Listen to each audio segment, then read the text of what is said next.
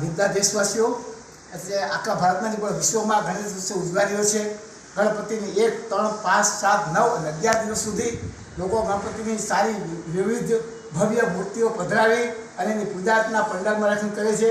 ઘણા સોસાયટીઓ ઘરમાં વ્યક્તિગત ઘરમાં પધરાવે છે. પરંતુ આ વર્ષે જેમણે ઇકો ફ્રેન્ડલી એટલે માટીની ગણપતિની મૂર્તિ જાતે બનાવી અથવા એના પરિવાર બનાવી અને જેમણે સેવા પૂજા કરી છે અને એનું વિસર્જન કોઈ મોટા કુંડમાં નહીં બધું પોતાના ટબમાં કર્યું છે.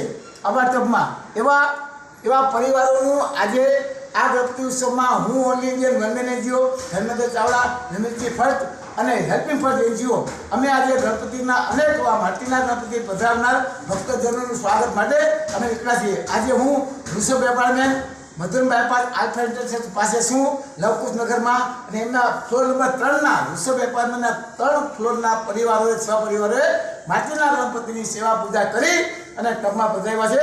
અને આ પરિવારના બાળકોએ પણ નાના નાના ગણપતિ બનાવી અને પૂજામાં રાખ્યા હતા. તો આવી રીતે ઇકો ફ્રેન્ડલી ગણપતિનું આપણે વધુ લોકોમાં વિચાર પ્રસાર થાય એ માટે માટીના ગણપતિ અને જળ પ્રદૂષણ બચે અને આજે પીઓપીનો ઉપયોગ ઓછા વધુ થાય એ માટે તમામનું સન્માન કરું છું. ઋષભ એપાર્ટમેન્ટના ફ્લોર નંબર 3ના રહેવાસીઓને ખૂબ ખૂબ ધન્યવાદ.